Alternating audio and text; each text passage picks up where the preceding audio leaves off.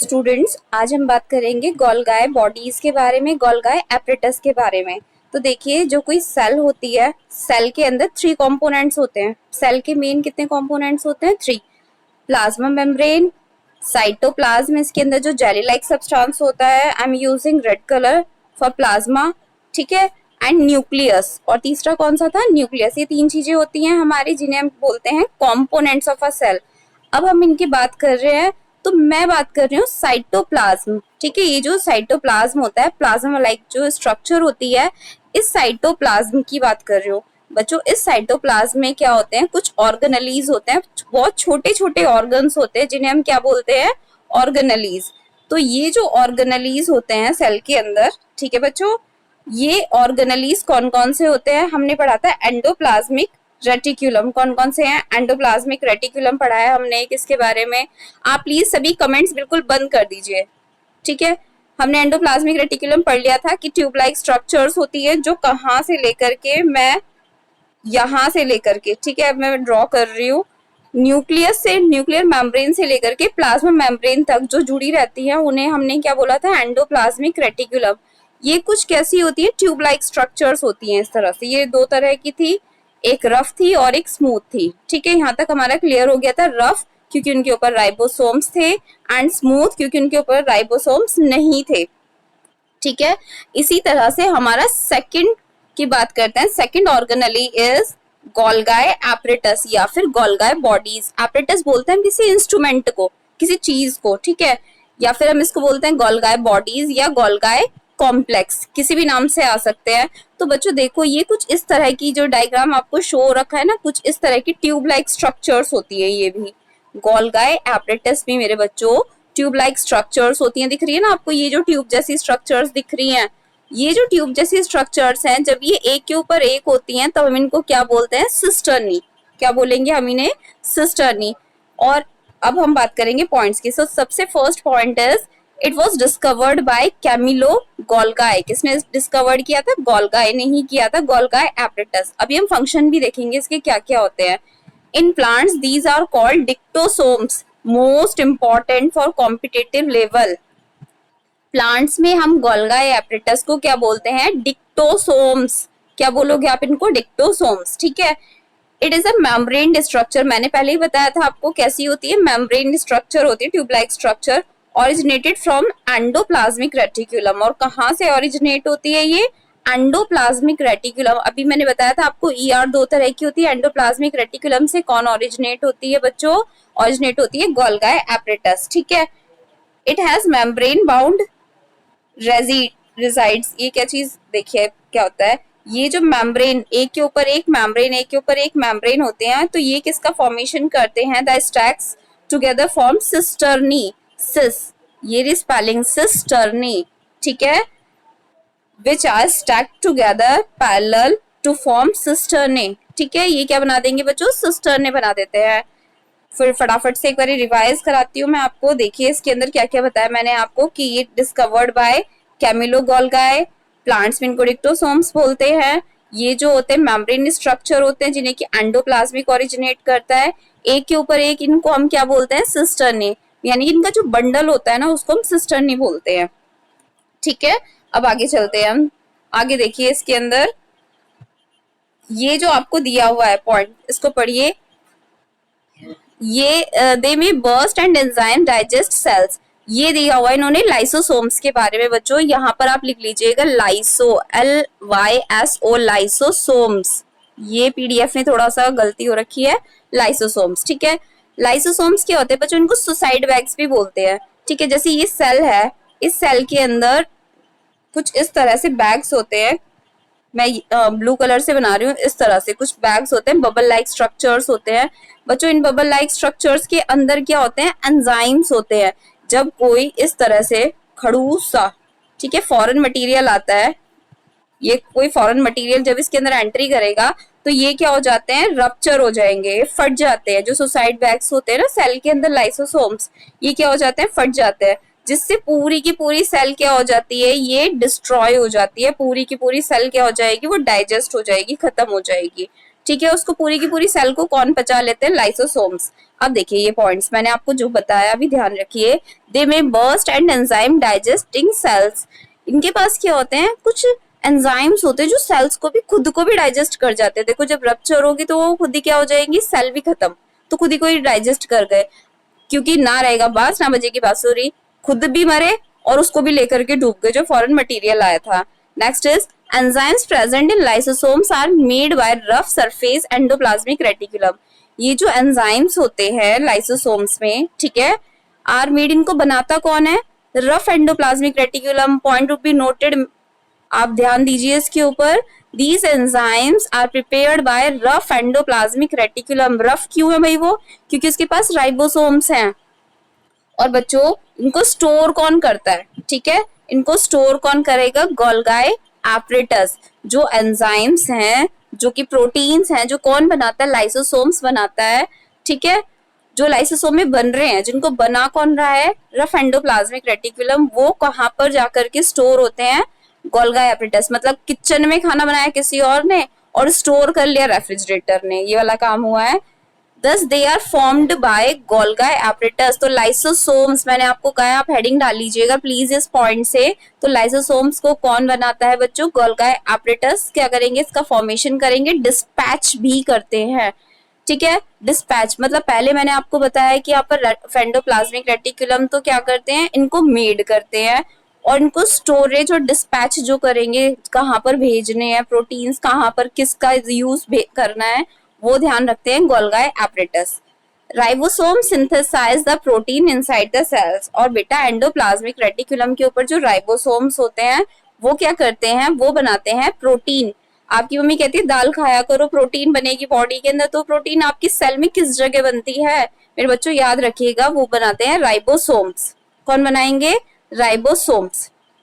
ठीक है, अब बात करते हैं हम माइटोकॉन्ड्रिया के बारे में। Mitochondria is also known as the power house of the cell. आपको ये डायग्राम दिख रहा है? एक छोटा सा डायग्राम मैं बनाती हूँ आपके सामने, रफ। ठीक है, ये मैं रफ डायग्राम बना रही हूँ, कुछ कुछ इसी तरह से है, ये इस तरह से है। ठीक है, अब देखिए इसके अंदर the mitochondria contains two membranes. की टू मेम्ब्रेन्स होती है। ठीक है, आउटर मेम्ब्रेन जो सबसे बाहर वाली होती है इज स्मूथ, इसको हम क्या बोलते हैं? स्मूथ, बिल्कुल। एंड इनर मेम्ब्रेन, और अंदर वाली जो मेम्ब्रेन होती है, जो कि अब मैंने ऐसे करके फोल्डिंग सी बनाई है ना अभी फिंगर लाइक, इनको हम क्या बोल रहे हैं यहाँ पर? जो इनर क्रिस्टी, ये हमारी क्या कहलाएंगी? क्रिस्टी। जो फोल्डिंग्स वाली है उन्हें हम क्या बोलते हैं मेरे बच्चों? क्रिस्टी बोलते हैं। तो यहाँ पर देखिए, अगर मैं बात कर रही हूँ आउटर मेम्ब्रेन, मैंने आपको बताया आउटर मेम्ब्रेन बाहर वाली है, और इनर मेम्ब्रेन को हम क्या बोलते हैं? क्रिस्टी। और इसके अंदर जेली भरी रहती है। जो ये माइटोकॉन्ड्रिया है, इन दोनों लेयर्स के बीच में, आउटर एंड इनर के बीच में क्या भरी रहती है? जेली भरी रहती है। This jelly is called matrix. इसको हम क्या बोलते हैं बच्चों? Matrix. MATRIX। This jelly is called matrix. और इसी मैट्रिक्स के अंदर रिएक्शंस होती हैं। मींस ये जो मैट्रिक्स है ना, ये जो जेली है, इसके अंदर ही क्या होती है? कुछ ऐसे एंजाइम्स होते हैं जिसकी वजह से क्या होती है? इसके अंदर रिएक्शंस होती हैं। तो चलिए अब स्टार्ट करते हैं। मैंने आपको बताया कि आउटर मेम्ब्रेन होती है, ठीक है, ये बता चुकी हूँ। इनर मेम्ब्रेन को हमने क्या बोला था? क्रिस्टी। और बच्चों जो इनर मेम्ब्रेन की अगर मैं एक लेयर की बात करूं तो उसको हम क्या बोलते हैं? क्रिस्टा। ठीक है, single word is called Crysta. क्या बोलेंगे हम इसको? क्रिस्टा बोलते हैं। अब देखिए, ये जो हमारी इसके अंदर एक जेली लाइक सब्सटेंस है, ये मैं आपको बता चुकी हूँ कि इसे हम क्या बोलते हैं? मैट्रिक्स। इस मैट्रिक्स के अंदर क्या होते हैं? एंजाइम्स होते हैं, क्योंकि इसको अपनी प्रोटीन खुद बनानी होती है। डीएनए, इसके पास खुद का डीएनए भी होता है। Mitochondria has its own DNA. इसके पास खुद का भी डीएनए होता है। और बाकी डीएनए हमने कहाँ पढ़ा था? न्यूक्लियस के पास पढ़ा था। लेकिन माइटोकॉन्ड्रिया के पास भी क्या होता है? खुद का डीएनए होता है। अब मैं ये बात आपको पॉइंट्स से समझा रही हूँ, ठीक है, तो ध्यान दीजिएगा पॉइंट्स वाले स्ट्रक्चर पे। यहाँ पर देखिए आप, माइटोकॉन्ड्रिया के बारे में सब कुछ लिखा हुआ है। Large number of mitochondria is found in cytoplasm. सबसे ज्यादा माइटोकॉन्ड्रिया कहाँ होंगे? साइटोप्लाज्म में होगी, क्योंकि ऑर्गेनली है ना, सेल ऑर्गेनली है। It is known as power house of the cell. दूसरा नाम क्या होता है, छोटेपन से पढ़ते आ रहे हो, अब आपकी फिंगर टिप्स पे लिखा होना चाहिए हर एक की, पता नहीं होना चाहिए आपके, बस दिमाग में हर टाइम सेट होना चाहिए कि power house of the cell is mitochondria. Each mitochondria is enclosed in double membrane. मैंने आपको पहले ही बताया था कि डबल मेम्ब्रेन स्ट्रक्चर होती है, वन मेम्ब्रेन और अंदर वाली जो फोल्डिंग वाली मेम्ब्रेन है टू मेम्ब्रेन। आउटर मेम्ब्रेन जो होती है उसमें क्योंकि कोई फोल्डिंग नहीं होती, उबड़ खाबड़ नहीं होती, so we call it smooth membrane. और वो कैसी होती है, हल्की हल्की पोरस होती है, मतलब हल्के हल्के छेद वाली होती है जिसमें से एक्सचेंज ऑफ मटेरियल कर सके। ठीक है, outer membrane is smooth and porous whereas the inner membrane is highly folded। वो कैसी होती है, इनर मेम्ब्रेन हमारी हाईली फोल्डेड होती है। ठीक है, फोल्डिंग्स होती है, मींस इसके अंदर फोल्डिंग्स का मतलब ये वाली फोल्डिंग्स होती हैं। क्लियर स्टूडेंट्स, इसके अंदर फोल्डिंग्स होती हैं। दीज फोल्डिंग कॉल क्रिस्टी, इन फोल्डिंग्स को हम क्या बोलते हैं, क्रिस्टी। और तो ये क्या करेंगे cristae, to increase the surface area for ATP generating chemical reactions. मैंने आपको बच्चों ये बताया कि ये है माइटोकॉन्ड्रिया। माइटोकॉन्ड्रिया में ये इनर लेयर है, इसके अंदर येलो कलर से शो करती हूँ, ब्लू कलर से, कि ये क्या है, इसका मैट्रिक्स है। इस मैट्रिक्स के अंदर रिएक्शंस बनती है जिससे क्या वो होता है, एटीपी बनते हैं। एडीपी होती है हमारी एटीपी एनर्जी करेंसी। ठीक है, मेरी बॉडी में एनर्जी जो है एटीपी की फॉर्म में स्टोर्ड है। और कौन बना रहा है ये एटीपी, ये एटीपी बनाता है हमारा mitochondria. That's why mitochondria is known as power house of the cell because it generates the power for body. Clear आपको यहाँ तक? ठीक है, और ये जो ये वाली फोल्डिंग्स हैं ये क्या बढ़ा रही हैं, सरफेस एरिया बढ़ा रही हैं कि ज्यादा से ज्यादा क्या बन सके, एटीपी बन सके। मैंने आपको पहले भी एटीपी की फुल फॉर्म बताई है। The full form of ATP is adenosine triphosphate. Adenosine is a sugar molecule, एक शुगर होती है। ठीक है, और ट्राई मीन्स होते हैं तीन, इसके अंदर थ्री क्या होते हैं, फॉस्फेट। फॉस्फोरस पढ़ा होगा ना आपने कभी, तो इसके अंदर तीन फॉस्फेट होते हैं और ये किसके साथ जुड़े रहते हैं, एडिनोसिन शुगर के साथ जुड़े रहते हैं, तभी इसका नाम क्या है, adenosine tri. Tri means three, इसके अंदर तीन फॉस्फेट होते हैं। ATP is also known as energy currency of the cell. As I told you, the inner cavity of mitochondria is filled with matrix. किससे भरी रहती है, मैट्रिक्स से, which is a jelly like structure. इसके अंदर enzymes होते हैं matrix के अंदर फॉर प्रोटीन सिंथेसिस। क्यों, क्योंकि इसको क्या बनानी होती है, प्रोटीन एनर्जी बनानी होती है। ठीक है, आपको इतना समझ में आया? Next point, it is discovered by Benda. किसने डिस्कवर किया था बच्चों इसको, बेंडा ने। ध्यान दीजिएगा, बेंडा बहुत अच्छा सा नाम है, आपको हमेशा याद रहेगा, इसीलिए मैं बता रही हूँ। Mitochondria is discovered by Benda. कभी नहीं भूलोगे, आपसे जब भी पूछूंगी हमेशा बताओगे, इतना मुझे आपके ऊपर विश्वास है। ओके गाइस, आगे चलते हैं। ओके, फंक्शंस मोस्ट इंपॉर्टेंट, आपके पास क्वेश्चन आएगा, right the functions of mitochondria. ठीक है, स्ट्रक्चर मैं बता चुकी हूँ आपको। स्ट्रक्चर में इसकी डिस्कवरी किसने की थी, इसके पास टू मेम्ब्रेन्स होती है, बाहर वाली जो होती है स्मूथ होती है, अंदर वाली फोल्डेड होती है जिसे हम क्रिस्टी बोलते हैं। इसके पास मैट्रिक्स होती है जेली, जिसके अंदर एंजाइम्स होते हैं प्रोटीन सिंथेसिस के लिए, और ये क्या बनाता है, एटीपी बनाता है। अब सुनिए आप, mitochondria is a site of cellular respiration. मेरे बच्चों, अब आपको ये समझना होगा सेलुलर रेस्पिरेशन क्या होता है। Cell, this is a cell and this is mitochondria. Rough diagram में माइटोकॉन्ड्रिया हो रहा है। अब क्या होता है, हमारी बॉडी के अंदर कौन जाती है, एनर्जी। ठीक है, कौन, ग्लूकोज एंटर करती है हमारी बॉडी में। किसकी एंट्री हो रही है, ग्लूकोज की। प्रांजल, क्या आप क्लास में नहीं हो, प्रांजल?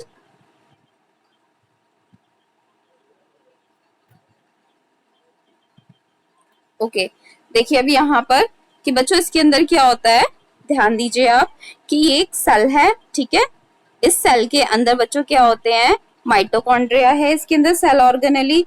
अब माइटोकॉन्ड्रिया है। दूसरी मैंने आपको एक चीज बताई है कि जब ग्लूकोज एंटर करती है, आपने खाना खाया, हर चीज के अंदर ग्लूकोज होती है। ठीक है, आपने जब खाना खाया तो क्या गई, ग्लूकोज। ग्लूकोज का फॉर्मूला होता है C6H12O6। ठीक है बच्चों, ये हमारे अंदर क्या होती है, ग्लूकोज होती है। ध्यान दीजिएगा आप इसके हर एक पॉइंट पर। ये ग्लूकोज जब हमारी साइटोप्लाज्म में एंट्री करती है तो साइटोप्लाज्म में क्या होती है, टूट जाती है। 6 कार्बन की है, ये 6 कार्बन दिख रहे हैं ना आपको साफ साफ। I am using blue pen. 6 carbon है, ये जैसे ही एंट्री करेगी साइटोप्लाज्म में टूट जाएगी कितने कार्बन्स में, 3 कार्बन्स में टूट जाती है। और हम इसको फिर क्या बोलते हैं, 3 कार्बन्स में टूटने के बाद हम इसको बोलते हैं पायरुविक एसिड। क्या बोलने वाले हैं हम इसको, पायरुविक एसिड। ठीक है, देखिए अब यहाँ पे this is called pyruvic acid. ठीक है, अभी 3 कार्बन जैसे ही ये ग्लूकोज, आप मेरे पॉइंट पर ध्यान दीजिएगा, जैसे ही ग्लूकोज एंट्री करेगी साइटोप्लाज्म में ये 3 कार्बन की बन जाएगी। ठीक है, अब ये जब 3 कार्बन की बन रही है बच्चों, अब ये क्या करेगी, ये 3 कार्बन एंट्री करेंगे किसके अंदर, माइटोकॉन्ड्रिया में, क्योंकि माइटोकॉन्ड्रिया के पास ऑक्सीजन होती है। Mitochondria contains oxygen. ठीक है, माइटोकॉन्ड्रिया के पास क्या है, ऑक्सीजन। ये 3 कार्बन वाली चीज माइटोकॉन्ड्रिया में गई। माइटोकॉन्ड्रिया में जाने के बाद बच्चों ये क्या हो जाएगी, अभी 3 कार्बन वाली टूटेगी कार्बन डाइऑक्साइड में, वाटर में, और क्या बना देती है, ये एनर्जी बना देती है। क्या बनाती है, ये एनर्जी। और इसी प्रोसेस को, ग्लूकोज का टूटना और उससे एनर्जी का फॉर्मेशन होना, इसको हम वन वर्ड में क्या बोलते हैं, cellular respiration. Respiration means break down of glucose. और अगर ये प्रोसेस सेल में हो रही है तो this process is called cellular respiration. अभी आपको समझ आया, इतना बड़ा मैंने जो समझा आपको। माइटोकॉन्ड्रिया के अंदर क्या होता है, ग्लूकोज टूटता है जिससे एनर्जी बनती है, एनर्जी का मतलब एटीपी बनता है। That's why mitochondria is called power house of the cell. Next, have their own ribosomes. ये क्या है, इसके अंदर ये वेरी नहीं है, इनके पास में खुद के भी राइबोसोम्स होते हैं। ठीक है, mitochondria also have their ribosomes and DNA. खुद का भी डीएनए होता है और राइबोसोम्स भी होते हैं, क्योंकि इनको प्रोटीन बनानी है। बच्चों आपसे ये क्वेश्चन पूछा जाएगा, सेल में किसके पास में न्यूक्लियस के अलावा किसके पास में राइबोसोम्स होते हैं और डीएनए होते हैं, तो आपका आंसर हमेशा कौन सा होना चाहिए कि वो कौन होगा, हमारा माइटोकॉन्ड्रिया होगा, जिसके पास डीएनए भी होते हैं एंड राइबोसोम्स भी होते हैं। Hence they are called semi autonomous organelles. ये एक बार आ चुका है हायर लेवल के कॉम्पिटिटिव एग्जाम्स में। मैंने आपको पहले बता दूं, मेरा कोई वो नहीं है आपको कि आपको 9th पास करानी है। मेरा मकसद है आपको किसी अच्छे कॉम्पिटिटिव लेवल के लिए तैयार कराना। तो पूछा जाता है माइटोकॉन्ड्रिया का दूसरा नाम क्या होता है, सेमी ऑटोनोमस। सेमी मीन्स आधा आधा, ऑटोनोमस मीन्स खुद का। ठीक है, ऑटो मीन्स खुद ही खुद। ऑर्गेनेलीज, इसके पास खुद की भी ऑर्गेनेलीज होती है, लेकिन सारी ऑर्गेनेलीज तो नहीं होती ना। That's why we have used the term semi. हमने यहाँ पे सेमी वर्ड यूज किया कि इसके पास है लेकिन कुछ है। तो क्या होता है इसके अंदर, सेलुलर रेस्पायरेशन। सेलुलर रेस्पायरेशन आपको पता है क्या होता है। Next is plastids. नेक्स्ट कौन सा है हमारा, प्लास्टिड्स है। Plastids are present only in plant cells and they are of 3 types। कितनी तरह के होते हैं प्लास्टिड्स, 3 तरह के होते हैं। बच्चों देखो, सबसे पहले हमने एंडोप्लाज्मिक रेटिकुलम के बारे में पढ़ा, फिर हमने लाइसोसोम्स के बारे में पढ़ा, हमने गोल्गी एपरेटस के बारे में पढ़ा, हमने पढ़ा माइटोकॉन्ड्रिया के बारे में। 1, 2, 3 and 4th is mitochondria।